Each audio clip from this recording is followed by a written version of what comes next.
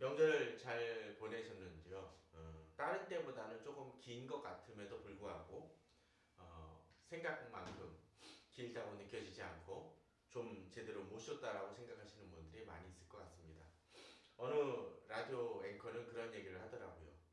명절 연휴는 끝났는데 아직도 내 멘탈은 연휴 중인 것 같다라는 표현이 참 공감이 가는 것 같습니다. 이렇게 또 명절 연휴가 끝나고 나면 여러 가지로 또 분주함 속에서 또 바쁨 속에서 살아가시는 분들이 많이 있을 것 같습니다. 아니 명절 연휴라 할지라도 이렇게 분주했던 그런 여러 가지들 또는 밀어놨던 업무들 끝내지 못했던 여러 가지 일들로 인해서 마음이 분주하고 또 조급하게 살아가시는 분들도 있을 것 같습니다. 그러나 이럴 때일수록 사실은 어떤 때는 좀 쉬고 좀 다시 내 자신을 돌아보는 것이 필요할 것 같습니다. 요새는 차들이 참 많이 좋아져서 차 게시판에 보게 되면 옵션 중에 이렇게 그런 게 좀 있더라고요. 얼만큼 운전했고 또 지금은 운전하기 좋은데 또는 어느 정도 지나고 나면 조금은 쉬어야 할 때라는 것을 알려주는 그런 게시판의 메시지도 있거나 합니다. 그런데 사실 우리들이 그렇지 못할 때가 많이 있습니다. 바쁘다는 이름 속에서 또는 정말로 내게 닥쳐진 일들이 긴박하고 또 바로 해결해야 될 많은 일들로 인해서 쉽게 그런 시간들을 내는 것은 쉽지 않을 것 같습니다. 또 어떤 때 그 밀려오는 일들이 내 자신이 혼자 감당하기는 도저히 감당할 수 없는 일들이 몰려올 때 우리 성도님들은 어떻게 하시겠습니까?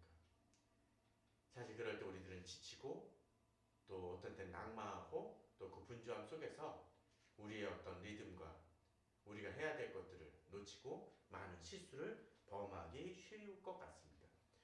오늘 본문도 사실 그러한 속에서 하나님이 우리들에게 어떻게 이 분주함을 살아가며 또 어떻게 이겨나가야 될지를 보여주는 좋은 본문이라고 생각이 되어집니다. 오늘 본문은 사실 우리가 잘 아는 오병이어의 기적이 나오기도 하지만 좀 그 앞뒤 문맥을 보게 되면 굳이 이 오병이어를 이야기한 것인지 아니면 다른 것을 이야기한 것인지 좀 혼동되는 부분들도 있습니다. 그러나 오늘 본문을 곰곰이 읽어보고 또 제목을 좀 생각해 보면은 왜 이렇게 이야기가 되어졌는지를 좀 알 수 있을 것 같습니다. 오늘 본문을 보면 30절에 이런 구절부터 시작되어집니다. 사도들이 예수께 모여 자기들이 행한 것과 가르친 것을 낱낱이 고하니라고 되어 있습니다. 좀 뜬금없죠? 왜 이런 얘기들이 등장을 하는지를 사실 이 마가복음 6장의 앞부분을 보면 좀 알 수 있습니다. 7절입니다. 이 화면을 보면 나오는데 12제자를 부르사 둘씩 보내시며 더러운 귀신을 제어하는 권능을 주시고라고 되어 있습니다. 둘씩이니까 12제자가 몇 수를 나누십니까? 이 정도는 산수를 하실 수 있겠죠? 6팀으로 구분이 되어집니다. 6팀으로 해서 이제 보내시죠. 근데 보내시는데 어떤 일을 행하도록 하십니까? 더러운 귀신을 제어하는 힘. 또 13절을 보면은 많은 병자들에게 기름을 발라 고칠 수 있도록 능력을 주십니다. 또 12절에 보게 되면 이들이 병만 고치는 것입니까? 나가서 회개하라 전파하도록 사명을 주십니다. 사실 제자들이 그 당시 수준을 생각한다면 사실 이것은 쉬운 일은 아니었을 것입니다. 이 좀 더 카리스마가 강하거나 또 완벽주의에 속하는 리더들이 많이 범하는 실수가 뭘까요? 자기 밑에 직원이라든지 또는 목회자라면 부교육자가 있는데 잘 못 맡기시는 분들이 있죠. 왜냐하면 본인이 보기에는 그들이 행하는 것이 많이 부족하고 어설프고 허점도 많고 사고도 많이 일으킬 것 같아요. 그러다 보니까 혼자 하는 경우들이 있습니다. 그러나 그렇게 계속적으로 자기 혼자 하게 되면 어떻습니까? 그 밑에 직원들이나 목회자들은, 부교육자들은 성장의 기회를 잃곤 합니다. 실수를 범하더라도 어리숙하더라도 그들이 행하도록 맡길 때 맡겨집니다. 특별히 또 주님은 어떻게 행하셨습니까? 그들을 그냥 보내신 것이 아니라 어떻게요? 보시게 되면 7절에 제어하는 권능을 주셨다라고 되어 있습니다. 그들은 부족하고 자격이 없을지 모르지만 또 이 세상의 지도자들은 자기가 일을 맡기는 사람들이 그 일을 잘할 수 있도록 능력을 줄 수는 없지 않습니까? 뭐 특권이라든지 어떤 그것을 할 수 있는 권한 정도는 줄 수 있을지 모르지만 능력은 줄 수 없습니다. 그러나 주님은 그러한 능력도 주시는 분이십니다. 자, 그래서 어떤 일이 벌어집니까? 바로 오늘 우리들이 읽었던 이제 이 사도들이 가서 많은 일들, 귀신도 쫓아내고 병자도 낫게 하고 회개하라 복음을 선포함을 통해서 바로 그 성과들을 이제 주님께 하나하나 고백합니다. 얼마나 이들이 들떠 있었을까요? 기뻤을 것입니다. 자기들은 아직도 부족하고 자격이 없는 것 같은데 주님이 그러한 일들을 맡기시니까 뭔가 자기들이 이제는 좀 더 나은 존재들 같고 또 그들이 행하니까 어떻게 해요? 주님이 다른 사람들을 병자들을 낫게 하셨던 것처럼 병자들이 나으니까 그들 자신도 주님이 행하신 일을 자기도 행할 수 있다는 것으로 인해서 많이 기쁘고 또 즐거웠을 것입니다. 그러게 이제 주님께 와서 낱낱이 구합니다. 그런데 주님은 그들을 이제 품어주시고 그 보고도 듣지만 그들에게 제일 먼저 하신 말씀이 무엇입니까? 이르시되 너희는 따로 한적한 곳에 가서 잠깐 쉬어라 하십니다. 우리들은 자주 이런 것을 놓칠 때가 있습니다. 커다란 프로젝트나 어떤 중요한 일을 마치고 난 다음에 그 다음 할 일을 바로 찾는 사람들이 종종 있곤 합니다. 아니 대부분의 사람들이 많이 그런 것 같아요. 그런데 주님은 다음 일을 맡기시는 것 이전에 이제 어떻게 가세요? 잠깐 쉬라고 하십니다. 그런 것 같습니다. 앞서 자동차를 운전을 할 때 운전자가 잠깐 쉬어라고 얘기하는 것처럼 또 어떤 때 운전할 때 어떤 특별히 여름철 같은 때 뭐 바캉스라든지 명절 때 이렇게 한참 몰고 가다 보면 차도 잠깐 엔진을 쉬게 해야 더 나중에 안전한 운전을 할 수 있다라고 이야기를 하는 것처럼 우리 자신도 그런 것 같습니다. 잠깐 쉬고 잠깐 안식을 취해야 됩니다. 그런데 문제가 여기 있습니다. 어떤 것입니까? 따로 한적한 곳에 가서 잠깐 쉬어라 하시는데 현실이 그렇습니까? 그렇지 못함을 봅니다. 오고 가는 사람이 많았다라고 되어 있습니다. 그 다음에 어떻게 해요? 음식 먹을 겨를도 없는지라라고 되어 있습니다. 사실 너무나 바쁘다 회사 일도 너무 다 바쁘다 보면 식사나 물 마실 시간도 없을 경우들도 있곤 합니다. 그게 현실입니다. 그런데 그런 현실 속에서 주님이 말씀하시지 너희는 따로 한적한 곳에 가서 잠깐 쉬어라 했었을 때 이게 쉬어집니까? 안 쉬어집니다. 환경이 그렇지 않다는 것이죠. 그러나 그럼에도 불구하고 그러할 때 쉬어야 사람들은 힘을 얻고 또 다시 일할 수 있는 그게 됩니다. 얼마 전에 어느 예능에서 보니까 여성들이 축구하는 그 장면에서 그런 장면이 등장을 하더라고요. 전반전 후반전까지 열심히 뛰던 선수에게 이제 킥인을 해야 되는 그 상황 속에서 옆에 그 선배가 그런 얘기를 합니다. 잠깐 크게 숨 쉬어. 잠깐 한 템포 늦춰. 라는 이야기를 합니다. 사실 그건 쉬는 것도 아닙니다. 그러나 그럼에도 불구하고 어떤 때는 우리에게 그거는 시간이 필요할 수 있습니다. 그 시간은 뭐 대여섯 시간 자거나 하루 종일 쉬는 것도 아닙니다. 자, 그러면 이들이 어떻게 쉬었을까요? 본문을 보게 되면 사실 쉰 것 같지 않은 모습이 등장합니다. 자, 그 다음 절에 32절입니다. 이에 배를 타고 따로 한적한 곳에 갈새라고 되어 있어요. 그런데 그러고서 어떤 일이 벌어집니까? 33절에 보면 가는 곳을 보고 많은 사람이 그들인 줄 알지라. 그리고 이들이 어떻게 합니까? 모든 고을로부터 도보로 그곳에 달려와 그들보다 먼저 가더라. 아니 배를 타고 갔는데 막 에마우스 주변이겠죠. 그걸 화뺑 돌아서 이 배가 도착하기도 전에 이들이 모여 있습니다. 쉴 수 있는 환경입니까? 쉴 수 없는 환경입니다. 근데 저는 이 저희가 참고하는 이 성경 공부 구절을 보다가 이 구절이 이 저자가 요 포인트를 노리고 있구나라고 하는 것을 깨달았습니다. 그게 뭐냐면 바로 32절입니다.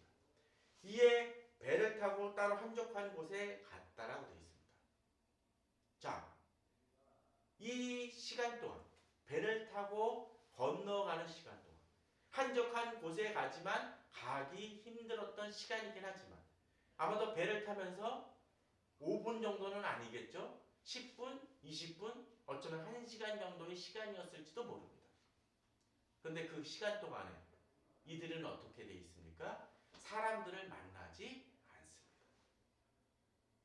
아마도 주님도 이 배를 타고 간다라는 것이 한적한 곳으로 가지만 그럴 수 없는 상황이라는 것을 주님도 아셨을 것입니다. 그러나 주님은 굳이 여기서 배를 타서 이 제자들만 하고만 같이 배를 타고 가는 이유가 무엇일까요? 비록 배를 타면서 노도 저어야 되고 여러 가지 일을 해야 될진 모르지만 그러나 그런 속에서 이들은 잠시라도 사람들과 격리되어지고 그들만의 시간을 갖고 자기 자신들을 돌아보는 짧은 시간을 가질 수 있었을 것입니다. 예컨대 그런 것이죠. 너무나 바쁘게 살아가는 사람들 또는 무슨 무대 공연을 하는 사람들이 그 가수들이 잠깐 어떻게 합니까? 무대 뒤로 가서 잠깐 쉬고 무슨 연주라도 또 막이 잠깐 내려간 동안에 숨 돌리고 물 한 모금이라도 마시고 그러는 시간들이 과연 뭘까요? 자기 자신을 돌아보고 그 다음 곡을 부를 수 있는 준비 시간이 되어집니다. 이들도 그러한 것 같습니다. 주님은 바로 이들에게 잠시라도 시간을 주시기 위해서 이러한 배를 타는 작업을 하신 것 같습니다. 성도님들 어떤 때 그런 시간이 필요할 때가 있습니다. 너무나 바쁘더라도 잠깐만이라도 숨을 돌릴 수 있는 그런 여유는 아니지만 잠깐의 틈새 시간을 갖는 것은 우리들에게도 필요할 것 같습니다. 그런데 여기서 우리는 이러한 시간들은 세상 사람들도 가질 수 있을지 모르지만 우리는 여기서 한 걸음 더 나아갑니다. 예수님이 이들을 같이 배를 타고 가실 때 제자들만 가신 것이 아니라 누가 있습니까? 바로 주님이 함께 이들과 동행하고 있다는 것입니다. 어쩌면 우리들에게도 이러한 시간이 필요할 것 같습니다. 잠시 시간을 갖지만 그때 그냥 시간을 갖는 것만이 아니라 누가?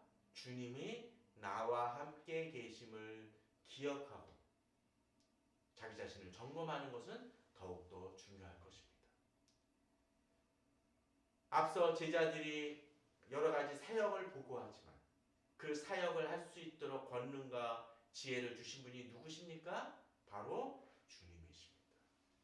이것은 그들의 삶의 목표가 하나님을 또 예수 그리스도를 향하고 있기에 그들이 행한 일을 누구와? 주님과 잠깐이라도 돌아보고 어쩌면 그 배를 타고 가면서 이야기를 잠시나마 많은 깊은 대화는 못 나눠서 잠깐이라도 나눴었을 때 주님의 위로의 말씀을 들었을 수도 있고 또 주님을 통해서 자기가 일하고 있는 것이 내 능력이 아니라 주님의 능력을 통해서 행하는 것이구나라는 것을 깨달을 수 있었을 것이라. 그런 측면에서 우리는 힘을 가질 수 있어야 되고 또 그 힘 속에서 주님을 의존하는 법을 배울 수 있어야 될 것입니다. 그렇게 긴 시간을 가지면 좋지만 길지 못한 시간이라 할지라도 주님과의 만남을 갖는 것은 중요합니다. 33절입니다. 그들이 가는 곳을 보고 이제 다시 사람들이 몰려옵니다. 어떤 때 우리들이 잠시 쉼을 누릴 수 있을지 모르지만 그 쉼이 그렇게 길 수 없는 상황과 환경일 수 있습니다. 어떤 일이 벌어집니까? 나보다 먼저 달려와 대기하고 있습니다. 예컨대 내가 화장실에 가서 잠깐 기도하고 나온다 할지라도 앞서 읽었던 5개의 일들이 거기서 멈추는 것이나 10개, 20개로 늘어나 있을 수도 있습니다. 그게 우리가 다시 처하는 상황과 환경일 수 있습니다. 자, 33절에 보면 그렇습니다. 그들이 가는 것을 보고 많은 사람이 그들인 줄 아니라 모든 것을 달아서 달려왔다고 되어 있고, 또 주님이 보시기에도 어떻습니까? 그것은 회피할 수 없는 일임을 보십니다. 34절에 예수께서 나오사 큰 무리를 보시고 이들이 어떻습니까? 잘 경건되어지고 그냥 놔둬도 괜찮은 이들이면 좋은데 이들의 상황이 주님을 보시기 어떻습니까? 목자 없는 양 같았다라고 되어 있습니다. 우리가 주님의 일을 행하면서 한 가지 가져야 될 시각 중에 하나가 바로 사람들의 상태입니다. 그들이 여러 가지로 살아가고 나와 대화를 나누고 이야기를 하지만 그들이 목자 없는 양은 아닌지를 볼 수 있어야 할 것입니다.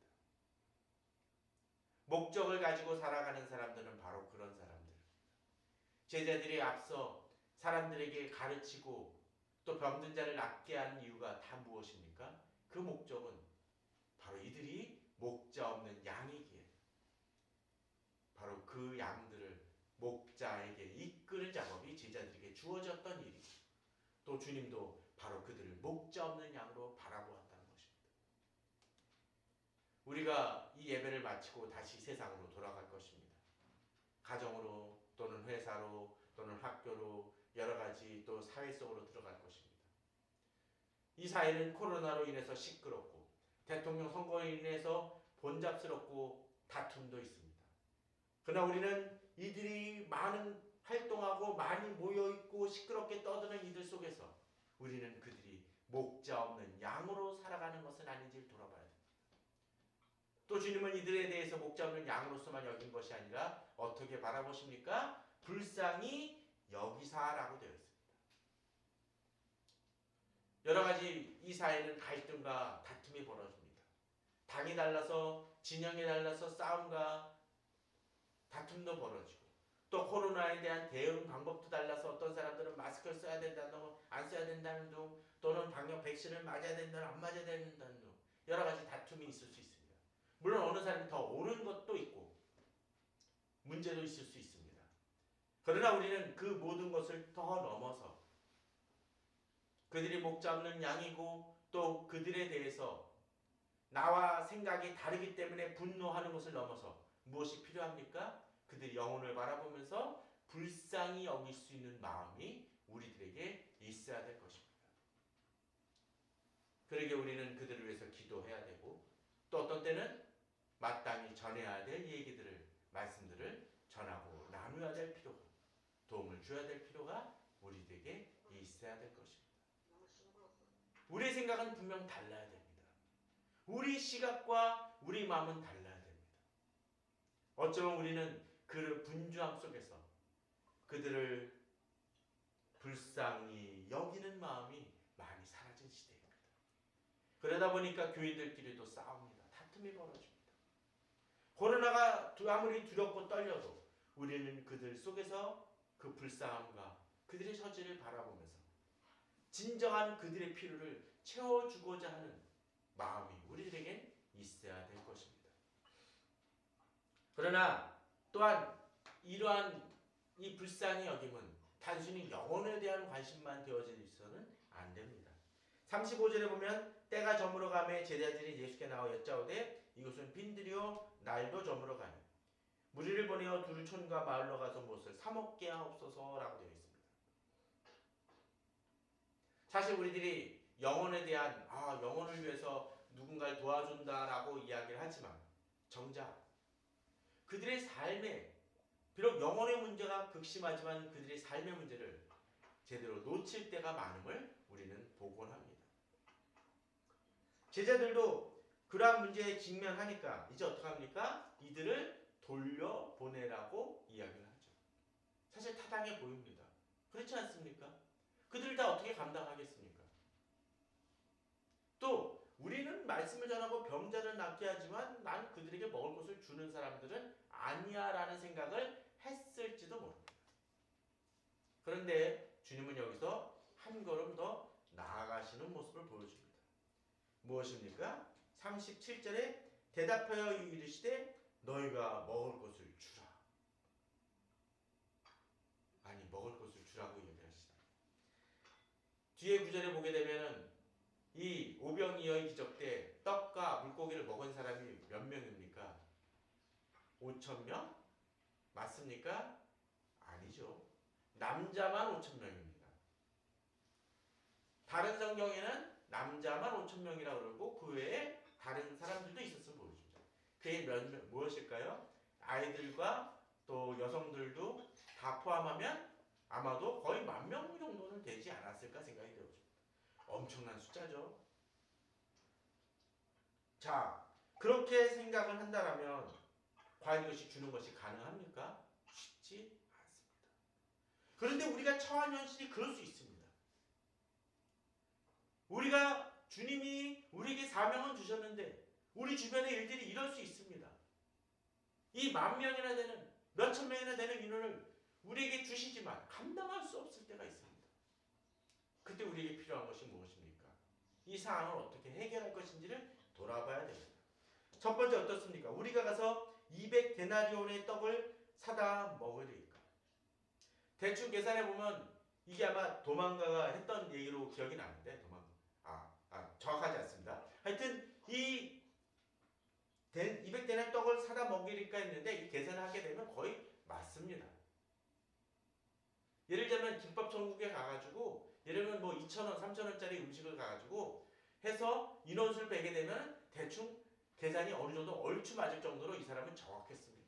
우리 주변에 이런 사람 필요합니다.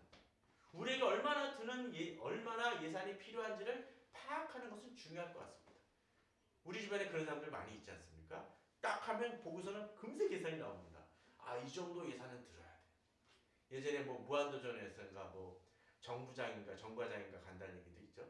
거기 보게 되면 어떻습니까? 막 전을 사람들이 먹는데 딱 보는데 계산이 쫙 나와. 거의 맞죠. 이런 사람은 필요합니다. 사실 있어야 됩니다. 그런데 이들이 문제는 200데나리온 돈을 갖고 있습니까? 없다라는 거예요. 자, 두 번째 어떻습니까? 주님은 이런 얘기를 합니다. 떡 몇 개나 있는지 알아보라 라고 얘기합니다. 그랬더니 알아보니까 어떻습니까? 떡 5개와 물고기 2마리가 있더이다. 이 떡 5개가 우리가 얘기하는 떡이 아니라 이 빵처럼 이만한 큰 걸 보통 하는 것을 알고 있는데 사람들 중엔 이런 사람도 있습니다. 우리의 현실과 가진 자원이 얼마인지를 파악하는 사람이 있습니다. 앞에서는 주파라를 튕기는 사람이었더라면 뒤에 사람은 어떻습니까? 실질적으로 우리가 갖고 있는 것이 무엇인지를 돌아보는 사람입니다. 이 두 가지가 다 필요하죠. 예산을 세우는 사람, 내가 가진 자원이 무엇인지를 돌아보는 사람, 계산은 느려도. 그런데 문제는 무엇입니까? 계산이 아무리 빨라도 또 내가 가진 자원을 발견을 해도 지금 몇천 명 되는 인원을 내가 감당할 수 있습니까? 없다는 게 문제라는 것이죠.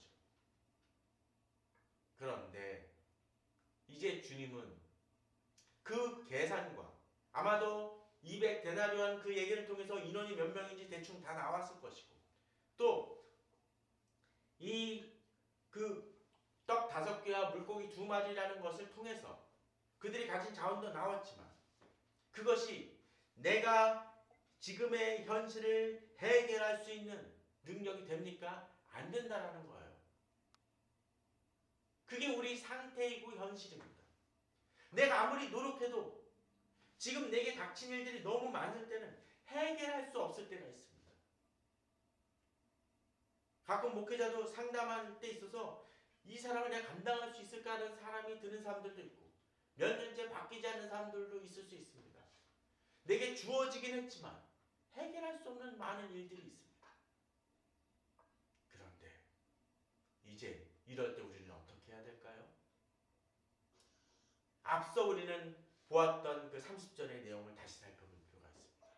제자들이 와서 자신들이 행한 것을 낱낱이 고했다라고 했지만 그 낱낱이 행한 일들은 누가 능력을 줘요?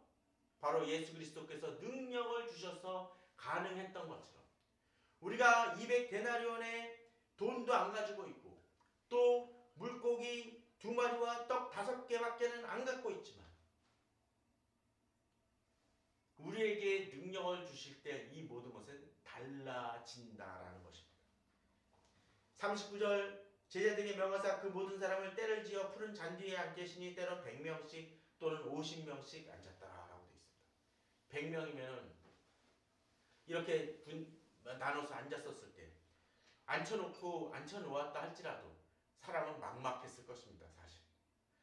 그런데 주님이 그 떡 5개 새롭게 200데나리온을 들여서 사오게 하신 것도 아니고 그들이 가진 그 자원을 가지고 하나님은 예수 그리스도께서는 하늘을 우러러 축사하시니까 그것이 어떻게 되어집니까? 그것을 통해서 모든 사람이 나눠줄 수 있게 되고 배불리 먹게 되어지고 그 정도에서 그친 것이 아니라 남은 떡과 물고기를 12바구니에 꽉 차게 거둘 정도로 엄청난 기적을 글자 그대로 넘치도록 채워주시는 은혜를 경험하게 되어졌다는 것입니다.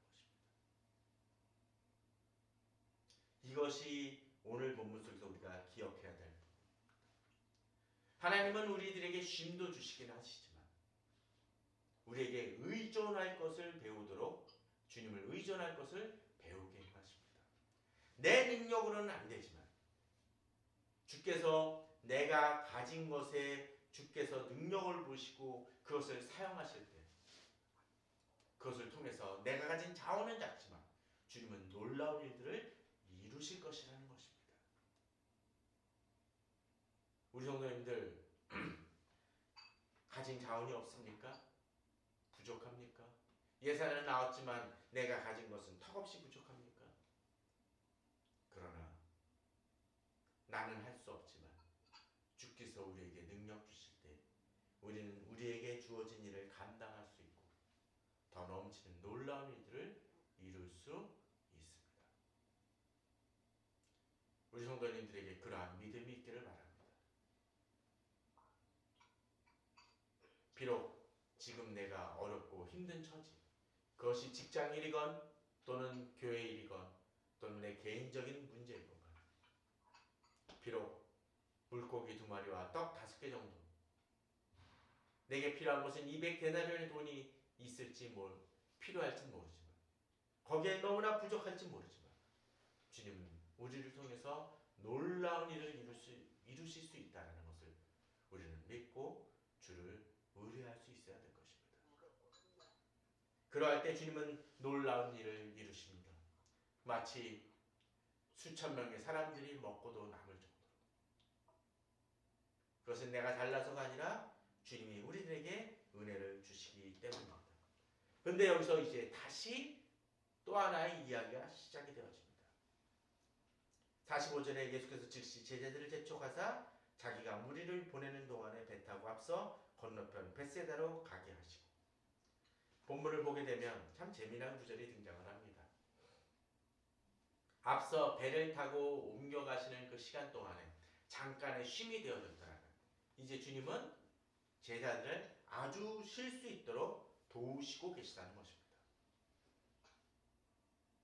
제자들을 재촉하십니다.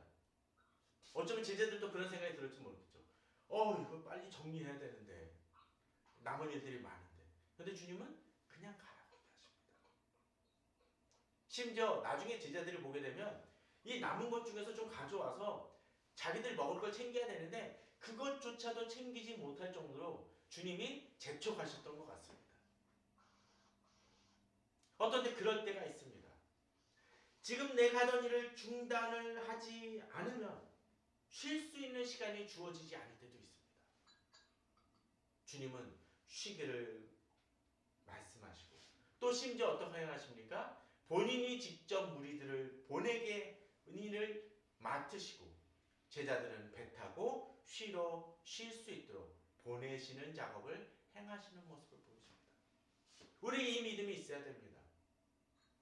주님이 나를 위해서 나의 일을 감당하신다는 것을 믿고 맡기며 주님 안에서 쉼을 누릴 수 있는 우리가 되어져야 될 것입니다. 그런데 오늘 46절은 독특하게 또 끝납니다.